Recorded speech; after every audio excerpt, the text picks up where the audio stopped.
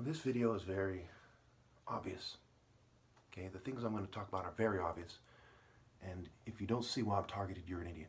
First of all, look for somebody who uses universal morality, who thinks of themselves as a great warrior and a transcendent hero, who works out with this in mind, not somebody conforming to a martial arts system that's allowed, not a police officer, not a military man. These guys think of themselves as that.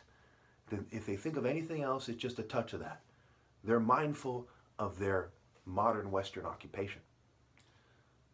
That's one of the main differences between me and other guys.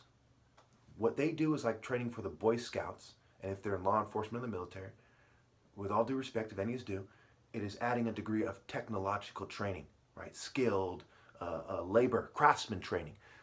You know, take apart your gun and put it back together, right? This is something a craftsman would do, like taking apart a table or something. Okay, think about it. There was really no competition to me in this regard. In fact, when we look at sports, where's the next Michael Jordan? He doesn't exist. Michael Jordan seemed like to be like some kind of one-time phenomenon. Certainly there was a lot of black people who were in similar shape who could do similar things in this graceful manner, right? They needed certain ideas that would allow them to be graceful. But instead they embraced the black people that are more like white people. You know, LeBron is like a big white guy, okay? And a white guy can do what he does theoretically, except for with less of this beast nature. So he seems like a civilized, handsome, sort of like a fencer, right? A handsome kind of knight, you know, playing basketball. Speaking of knights, when we look at the football lineman, how's he supposed to get a hot chick in high school? This is part of why football players rape. They're big brutes. When someone's focused on nature and there's no pressing need to have a man provide for them, not that that is a good reason to be a shallow bitch, mind you, they don't want to date a big brute, especially a bully. So these guys have a culture that lures people to parties, they get them drunk, they take advantage of them. It happens far more than it is on record recorded.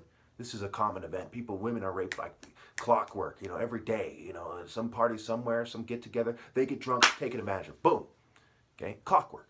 Now we add the element of embracing the brute. This is a continuity of night culture. Now, personally, I don't give a shit how big somebody is. Okay, I think a man should prove himself with character. And by what they're doing to me, Martin Luther King's dream is over.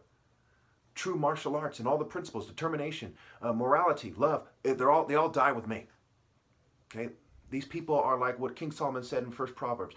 They set a snare, or was it King David in the ends of Psalms? They set a snare and they fell into their own snare. They set a trap and they fell into their own trap. They're trying to make themselves look good, and what they did was produce a bunch of harlots. Now let's think about this, for example. What does a woman need to become a virtuous, attractive, sort of natural, say an islander when she's older? She needs this profound martial arts guidance that dies with me. Okay, the West inserted a bunch of craftsmen, masons, social clubs, fraternities into these countries all over the world. They gave them the nicest things and control over their people through the government, through wealth, through strip clubs, etc. And what they ended up doing is making sure that these females grow up to be harlots and not virtuous women. In fact, there is no example of a virtuous woman in popular culture. She doesn't exist. When I was younger, I might have came across some exotic female that was more virtuous, but she truly wasn't virtuous. I've never met the beautiful, exotic, virtuous woman in my life because she did not exist in my lifetime. And their cultures only produced women that were closer to it leading up to my lifetime. Because what she needs someone like me in his glory to be the king. The grace comes down from the top. Like they say in Igbo culture, the obi, the king. Kuro obi, black belt. Obi, the king. The heart, the hut, the temple, the core, the essence of the culture in a sense, because God comes through him and he conveys that. So if you don't have this profound ability to see where it's coming from and all you see is it's coming from him, one way to describe it is he's the center of the culture. So without this, you get a bunch of football knuckleheads, and you get a bunch of kind of strip club-like, kind of biker chick, kind of you know, party chick, kind of cheerleader. Right? These aren't virtuous women. These aren't graceful women. Okay, if they grow up and they start getting their perfume and their clothes together done, they're just like a harlot that bought these things. It's not the same thing. What we see is this is the continuity of night culture. In European history, there's two types of guys. There's a guy who's more like this guy. You know, he's like a silly kind of fencer, you know, trying to sell himself as a more gentleman. And you have the big brute knight. This is the general types you had. And then you had some kind of peasants from Warcraft 2, yes, me lord, kind of guys. It's pretty much what you had. So the guys who were really vying for the most attractive women were brutes that went around raping people. The Crusades was started because knights were raping and killing and robbing all over Europe in an unorganized fashion. They said, we need to organize these people and get them to rape and rob someone else. That was really the main reason for the Crusades. The history is kind of lost. There was a Muslim threat, yes, but it wasn't that serious. There was, you know, at any time they could organize and fight against them. The reason why they launched this kind of attack was because they were raping and killing white women. And this eventually became the Knights of the Clan, the Knights of Malta. These guys were concerned with raping everyone else and minimizing the rape on white women. And over time, the white man has started to change form because he's raping Native Americans, he's raping black women, he's assimilating them into their genetic process. Okay. And this, to some degree, this also happened before that, in Greece, etc. You know, and that's where we get these tales of Andromeda or whatever, the Ethiopian princess and the white knight and so on and so forth.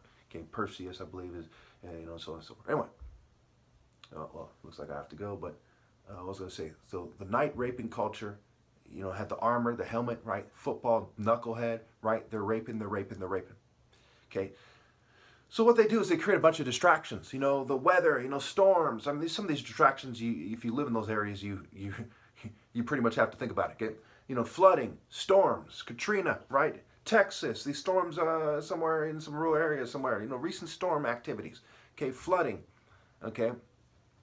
I do believe they have weather modification devices. And I think it's foolish not to. I have evidence myself of them remotely changing things, making faces and things. They make faces in the floor. I have pictures of that as well. They make faces in the soup. Okay, so that, you know, they're drugging my food remotely. They're fuming me remotely, right? The chemtrails, they spray this in the sky and the remote. I mean, they've had a remote control car since I was a little kid. You're an idiot if you think they can't spray some substance and remotely control it. You're a fucking dumbass. I have no tolerance for that kind of stupidity. How hard do you think it is for people with all this funding and all these different groups and all these different think tanks and colleges to come up with, to remote control things that they spray in the air? You're a fucking dumbass if you don't think that they can do that. Okay. But again, these things are distractions. The bottom line is serve God.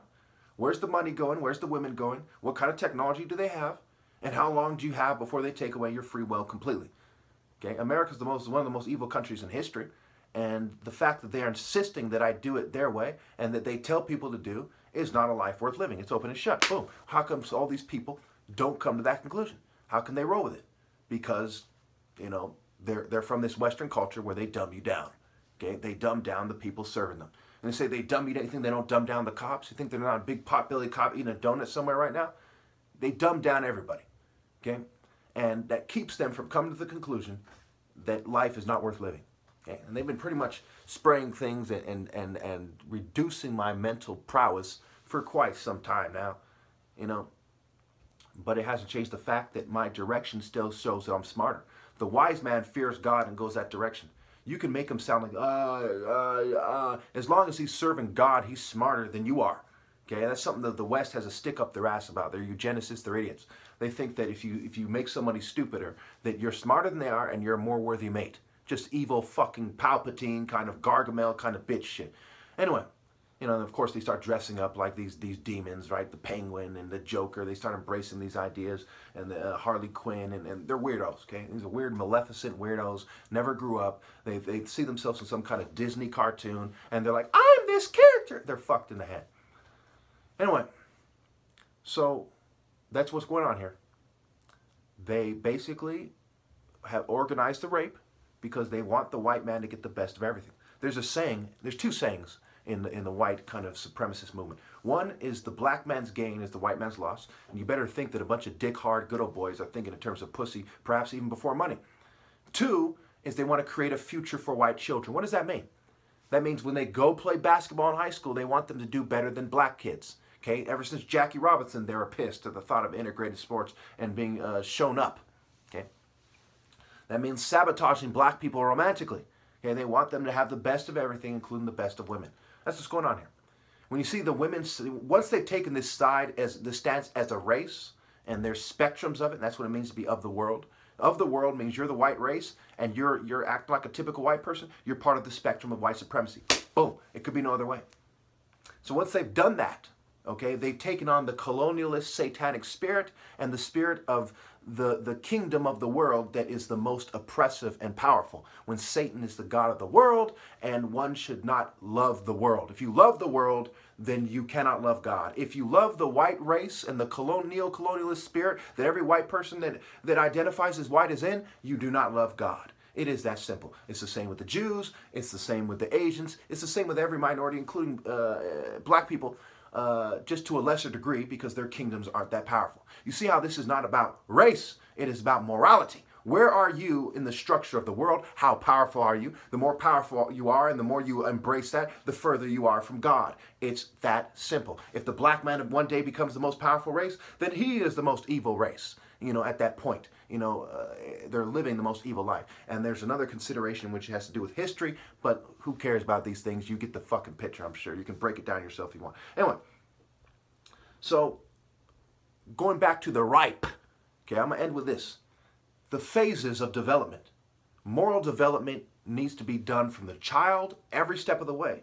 When you're in high school, you need to be concerned with true love and true morality. Not being a football player and running trains on bitches. Not being a cheerleader. You see, every step of the way, they embrace their Western, sniveling, whiny, Barbie doll bitch. Okay? So when they become in college, they're not magically sophisticated. They're like a pile of shit that someone kept throwing, you know, building on. Okay? Now they're a college level sack of shit with lipstick and fucking makeup. Okay, and they forged into a curvy body at the fucking gym with the white man's ill-gotten buck with their blood money. Think about it. That's not respectable. That's an abomination. They develop to be an immature, childish, whiny, cowardly sack of shit. Who cares what kind of tits they have? Who cares what kind of ass they have? You know, a man is no better than a woman sleeping with the enemy when they sleep with a Western harlot. Okay. When I look back at the females I've had sex with, it's because I was the blameless one and I was sabotaged to such an extreme. Okay, let me just shoot through this. Okay, so they have the different stages of development. You go to, say, the Philippines, you turn out a little girl and make her have a shallow, kind of nice, hi, culture, right? She never grows out of it. She doesn't develop into this sophisticated woman. Excuse me, not sophisticated because that's profane, into this divine woman. She doesn't become this kind of child of God. She becomes a Western forged harlot who was turned out every step of the way. And oftentimes they molest them as little girls, and that's part of masonry, that's part of social clubs. This is how they get them to think like a stupid Western harlot. Now, when we look at, well, we'll leave it there. You can imagine why rape, ripe, and rope are connected. You never become a ripe woman of God for a great man, a great king like me, regardless of what age, to be like, to ask you to be his wife. You never become that. You're this turned out Western harlot, and it's a global thing. You know, in Nigeria, they have the same problem. In South Africa, they have the same problem. Middle East, all over the world, same problem. The West has taken over the world, installed their puppet fraternity social club bitches, and now no woman develops into a true woman because there's a special emphasis on the most attractive women because men are taught to think with their dicks, to be worldly, and kind of operant conditioning. Okay, I'm the blameless one because they targeted me to the extreme my whole life, and I was meant to be in charge. There's nothing, you know, everything I've done wrong is a fault of the kingdoms of the world. They were supposed to obey God, give me my rightful place. I'm the lamp they're supposed to put on a stand. Therefore, I can do no wrong. Now, some people are stupid and they'll say shit like, he thinks he can do no wrong. I just explained it for fucking children why that's the case. We can go into detail why he's the son of 2 doctors. One's a brain surgeon from a royal family. We can go break it down all day, but it doesn't change the bottom line. You should have got it the first time. I'll leave it there. Supporting the eugenic bitch narrative.